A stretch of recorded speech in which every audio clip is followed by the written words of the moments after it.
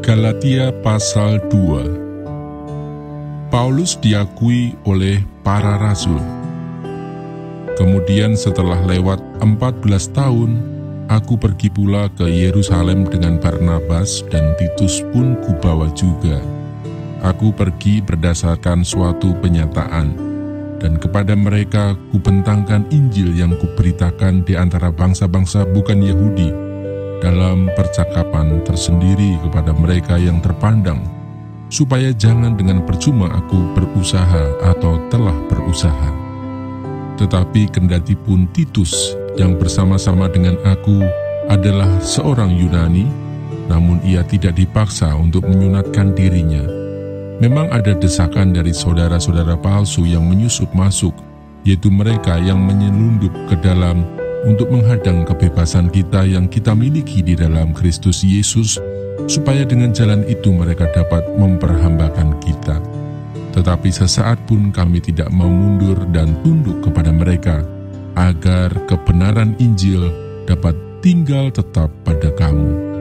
Dan mengenai mereka yang dianggap terpandang itu, bagaimana kedudukan mereka dahulu, itu tidak penting bagiku, sebab Allah tidak memandang muka. Bagaimanapun juga, mereka yang terpandang itu tidak memaksakan sesuatu yang lain kepadaku. Tetapi sebaliknya, setelah mereka melihat bahwa kepadaku telah dipercayakan pemberitaan Injil untuk orang-orang tak bersunat, sama seperti kepada Petrus untuk orang-orang bersunat, karena ia yang telah memberikan kekuatan kepada Petrus untuk menjadi rasul bagi orang-orang bersunat, ia juga yang telah memberikan kekuatan kepadaku untuk orang-orang yang tidak bersunat. Dan setelah melihat kasih karunia yang dianugerahkan kepadaku, maka Yakobus, Kefas, dan Yohanes yang dipandang sebagai sokok guru jemaat berjabat tangan dengan aku dan dengan Barnabas sebagai tanda persekutuan, supaya kami pergi kepada orang-orang yang tidak bersunat dan mereka kepada orang-orang yang bersunat. Hanya kami harus tetap mengingat orang-orang miskin, dan memang itulah yang sungguh-sungguh kuusahakan melakukannya. Paulus bertentangan dengan Petrus. Tetapi waktu Kefas datang ke Antiokhia, aku berterus terang menentangnya sebab ia salah. Karena sebelum beberapa orang dari kalangan Yakobus datang, ia makan sehidangan dengan saudara-saudara yang tidak bersunat. Tetapi setelah mereka datang, ia mengundurkan diri dan menjauhi mereka karena takut akan saudara-saudara yang bersunat. Dan orang-orang Yahudi yang lain pun turut berlaku munafik dengan dia, sehingga Barnabas sendiri turut terseret oleh kemunafikan mereka. Tetapi waktu kulihat bahwa kelakuan mereka itu tidak sesuai dengan kebenaran Injil, aku berkata kepada Kefas di hadapan mereka semua, "Jika engkau seorang Yahudi, hidup secara kafir dan bukan secara Yahudi, bagaimanakah engkau dapat memaksa saudara-saudara yang tidak bersunat untuk hidup secara Yahudi? Yang terutama juga untuk orang Kristen keturunan Yahudi. Menurut kelahiran, kami adalah orang Yahudi dan bukan orang berdosa dari bangsa-bangsa lain.